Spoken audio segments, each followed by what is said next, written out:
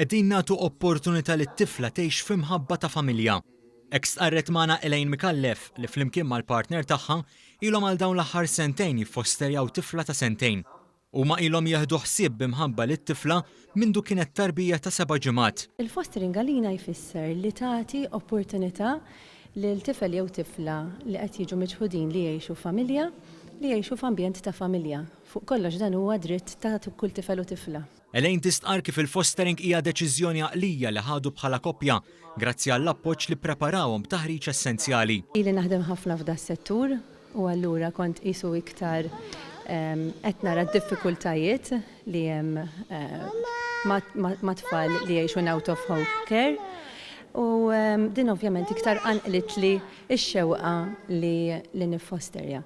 Il-partner tiegħi daħlet għaliha isu mhijiex ċerta ma meta għamlet it-training l-appoġġ iddeċidiet li din hija xi ħaġa li nistgħu nagħmlu flimkien. Bħal Elaine Mikallef hemm 220 ġenitur li huma foster parents, b'250 tifel u tifla huma fostered.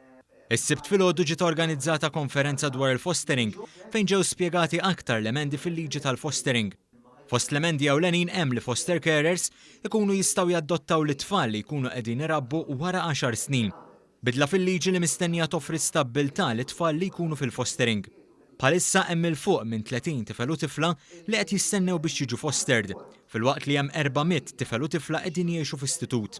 Josephine Muscat, manager fl-appoġġ responsabbli mill-fostering, esprimiet ix-xewqa tagħha li aktar koppji ikunu foster parents, filwaqt li spjegat kif l-Aġenzija appoġġ tgħin lil dawn il-koppji. Fil-fostering tkun qed tagħti lok ta' li tifel jew tifla ittieħed ċans li jgħix ġo familja. Stabbiltà li forsi sfortunatament ma kellhomx fil-familja tagħhom naturali. Allura bil-fostering aħna qed nagħtu wara kollox dak li hu dritt ta' tfal ambjent ta' familja. Koppji li huma interessati li joffosterjaw huma imħeġġa li jagħmlu kuntatt mal-Aġenzija appoġġ.